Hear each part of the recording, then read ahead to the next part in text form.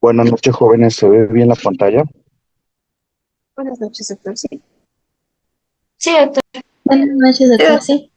Vale, gracias.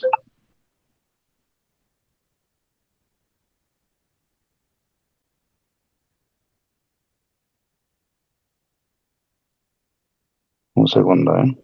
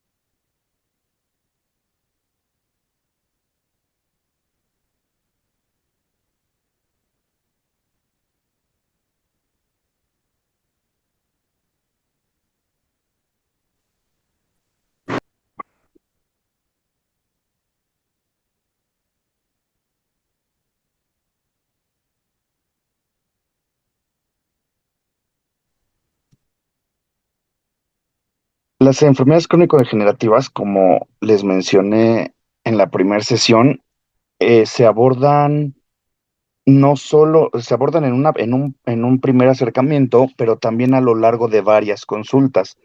Al WhatsApp les mandé ahorita eh, una cédula de supervisión de todos los elementos que debe llevar una consulta médica de hipertensión y les mandé una cédula de todo lo que va a llevar una consulta médica de diabetes. Lo consultan en casa para que más o menos se den una idea de cómo estructurar una nota médica de una enfermedad crónico-degenerativa. Y es interesante porque siempre que vemos este tema, surge lo que comentábamos en la primera sesión. ¿Cómo es posible que, por ejemplo, para la cédula de supervisión de diabetes mellitus nos abarca 21 puntos y decir cómo hacerlos en 15 minutos?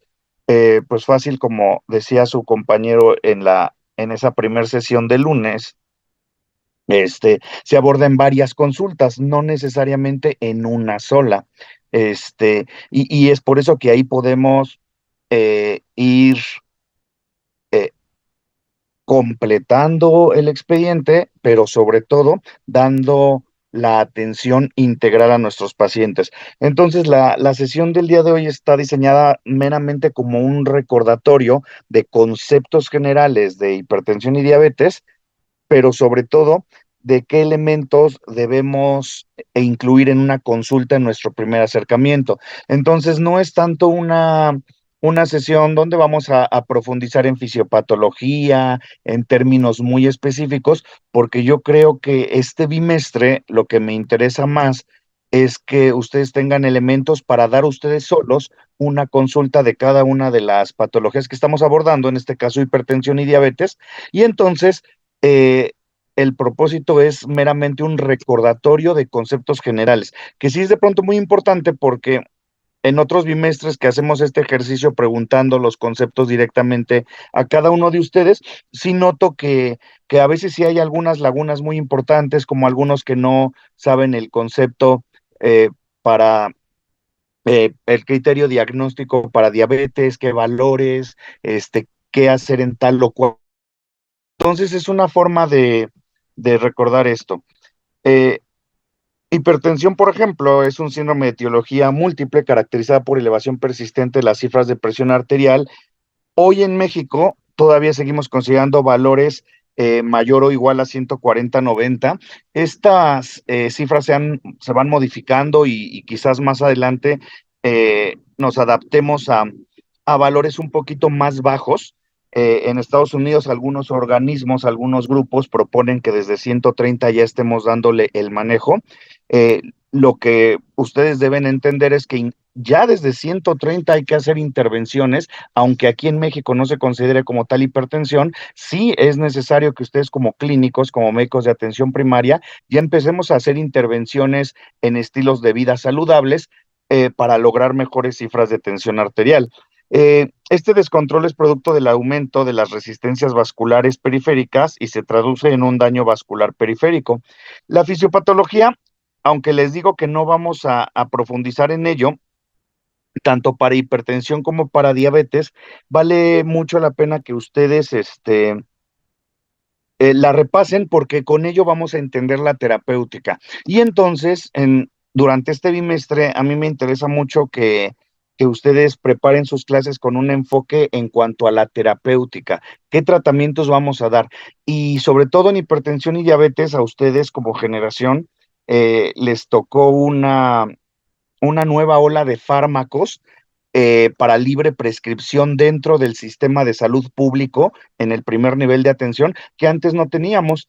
Para hipertensión, por ejemplo, nos llegaron las formulaciones combinadas que hasta hace un par de años los internos a los que les daba esta clase no lo mencionábamos, no lo manejábamos como tal, porque aunque se manejaba ya en forma cotidiana en el medio privado, la Secretaría de Salud, ISSSTE, IMSS,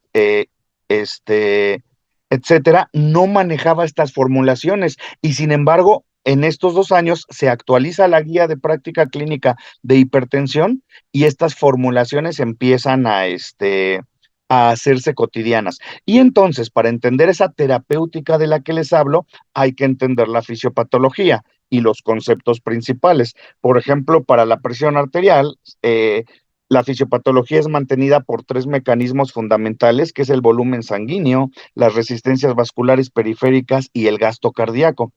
Cuando queremos profundizar o preparar este tema con otro enfoque, podemos aventarnos toda una hora hablando de fisiopatología porque hay conceptos bastante finos, bastante específicos, que sin embargo, para la sesión de hoy no vamos a profundizar, sino que yo lo que pretendo es que tengan básicamente los fundamentos. Y uno de ellos es el concepto. Para cuestión de examen, a veces les preguntan los estadios de la presión arterial, tanto los que maneja el JNS7 como el que maneja la Sociedad Europea de Hipertensión. ¿Por qué el de la Sociedad Europea de Hipertensión y la Sociedad Europea de Cardiología? Porque justamente esa clasificación es la que la OMS universaliza para este tema y que por ende en las guías de práctica clínica vigentes en nuestro país es la que estamos utilizando. Sin embargo, la de JNS7, ¿por qué la mostramos también? Porque al final del día la literatura norteamericana influye mucho en nuestra praxis cotidiana y la vamos a ver con mucha frecuencia. Ustedes tanto en sus viñetas de examen, de casos clínicos para los exámenes, como en la literatura que consulten, vamos a ver justamente esa clasificación. Luis, ¿me ayudas a leer la de la Sociedad Europea, por favor? Sí, doctor. La de la Sociedad Europea menciona que es óptima cuando la sistólica es menor a 120 y la diastólica menor a 80. Normal, 120 a 129, 80 a 84. Normal alta, 130 a 139 y 85 a 89. Y ahora con la determinación de hipertensión grado 1, de 140 a 159, diastólica 90 a 99, hipertensión grado 2, 160 a 179, diastólica 100 a 109, hipertensión grado 3, más de 180 y más de 110. Y cuando es aislada, cuando los valores de la sistólica es mayor a 140 y la diastólica es menor a 90. Ajá, y el JNS7 sí tiene cambios importantes. El primero de ellos es que para el JNS se unifican los conceptos de normal y normal alta en prehipertensión, o sea, prehipertensión lo considera de 120 a 139 y diastólicas de 80 a 89. Y otro de los cambios importantes es que para el JNS solo son 2 grados. El grado 1 de 140 a 159 y el grado 2 de 160 en adelante, hablando de sistólica, y de diastólica de 90 a 99, grado 1, y de 100 en adelante, el grado 2. Son los principales cambios y bueno, hay que entenderlos, hay que conocerlos para ustedes a corto plazo, para cuestión de examen, porque a veces alguna pregunta les dice, ¿qué estadio de hipertensión tiene? ¿Grado 1, grado 2 o grado 3? Que más o menos ustedes se den una idea, sabiendo qué clasificación les están preguntando, si la de JNC o la que nos rige aquí en México, que es la otra, ¿vale? El IMSS hizo un estudio muy interesante, perdón, no fue del IMSS, fue de la ENSANUD. La encuesta nacional de salud nos decía que del total de hipertensos que identificaba en esta encuesta nacional, la mitad de ellos desconocían que tenían el problema. ¿A qué nos referimos? Que se hacen barridos en toda la población y se encontraban pacientes hipertensos que no sabía que lo tenían. Y es lo que venimos encontrando aquí en el instituto. Y es por eso que independientemente del motivo de consulta, hay que hacer mediciones de tensión arterial, hay que estarlos mandando a medicina preventiva para sus detecciones aleatorias, porque esto que reporta la ENSANUD es una realidad nacional. Muchos de los mexicanos ya hipertensos desconocen que la tienen, pero la encuesta arroja otro dato muy curioso, que de esa mitad que sí saben que son hipertensos, solo el 17% tiene un manejo farmacológico y está en control. El otro 17%, a pesar de que toman fármacos, está en descontrol. El IMSS ahora sí hizo un estudio que a mí me parece interesante y por eso se los muestro. Pa- eh, eh, Cuando realiza este análisis, el IMSS en el momento tenía cerca de 10 millones de adultos hipertensos, poco más de 10 millones de adultos hipertensos, 7.5 millones detectados, de los cuales 4.3 millones recibían una receta de antihipertensivos, o sea, los que llegan aquí al consultorio saben que son hipertensos y les surtes una receta. Sin embargo, de todos estos que reciben receta por un fármaco, solo 2.3 millones estaban en cifras de control apropiado. O sea, imagínense, este, de 4 millones, 4.3 millones que les das una receta, la mitad de ellos está descontrolado. Llegan contigo con 140, 90 o más y ustedes ya lo empezaron a ver, ya empezaron a ver esa realidad en esta semana que llevan en la consulta. ¿Cuántos pacientes hipertensos están en cifras de 140, 200, de 140, de 90? A veces minimizamos esa situación y a veces decimos, es que venía muy rápido, es que hoy en la mañana no me tomé el fármaco, es que estoy estresado y empezamos a buscar pretextos que intentan justificar esta realidad. Una realidad que tiene impacto económico. ¿Se acuerdan que decía que el médico de atención primaria también estaba obligado a, a ver la salud desde un enfoque económico? Son políticas de salud importantes en los que la economía cobra real importancia. Y aquí el IMSS con este estudio encontraba que 50% de las recetas utilizadas no era efectiva. Alrededor de 1 millón de recetas mensuales no eran efectivas. Y si hacíamos la cuenta y sacábamos en promedio que cada receta costaba 150 pesos, esto es aleatorio. Digo, esto es un promedio. ¿Por qué? A lo mejor un paciente se controla con una de captopril y su receta nos va a salir en 20 pesos, 30 pesos, lo que le puede costar el captopril, que de genérico y en forma masiva es muy barato.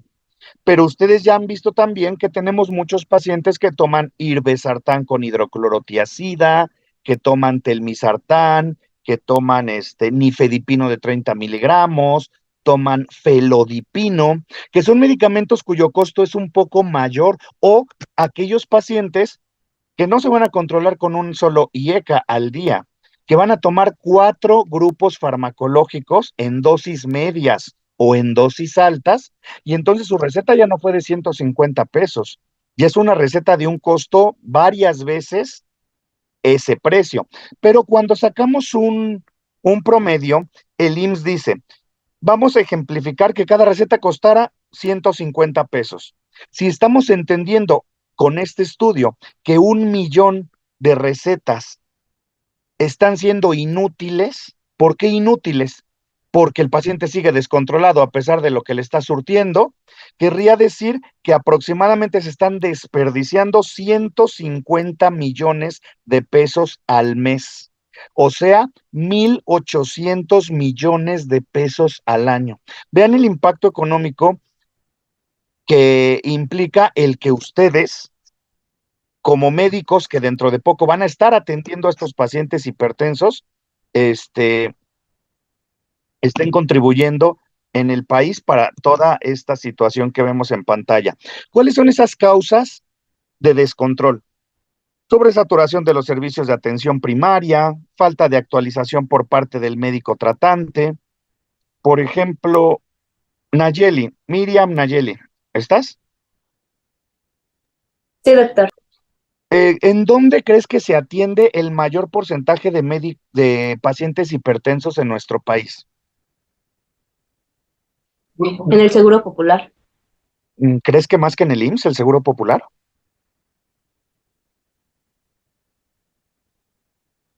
Pues yo siento que sí, ¿no? Porque aún en el IMSS como que piden más requisitos, por ejemplo, estar como asegurado así. Y pues en el seguro es como que cualquier persona que llega. Habría que investigar, no tengo los datos, pero yo sabía que el IMSS atiende cerca del 68% de la población mexicana. O sea que yo sabía que el IMSS es el primer lugar en la atención en salud en nuestro país. Muy, muy cerca de él, como tú bien mencionas, el Seguro Popular, o sea, más que Seguro Popular,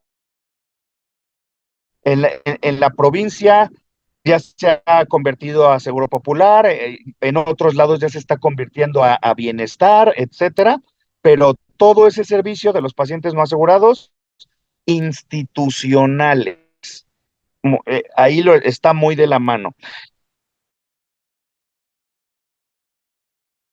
El número de mexicanos después de estas instituciones que mencionas. Según yo, sí, el número uno es IMSS y ahora que va a ser IMSS Bienestar, pues arrasa. El tercer lugar, no sé, doctor, yo supongo que el ISSSTE sería tercer lugar porque Secretaría de El ISSSTE Salud queda va en como en segundo. cuarto o quinto. No te preocupes. Dafne, ¿tú qué opinas?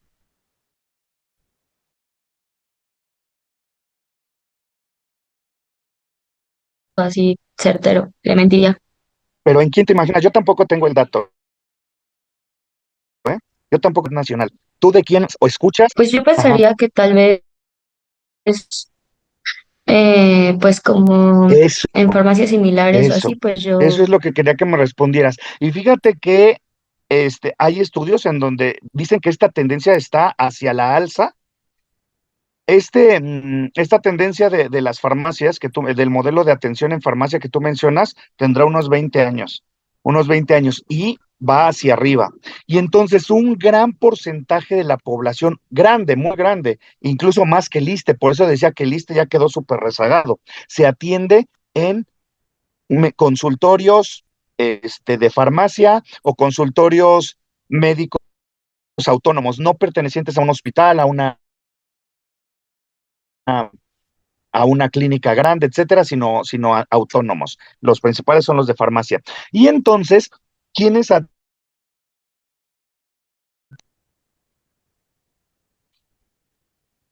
Si está. Mm, sí, aquí estoy. Ujú.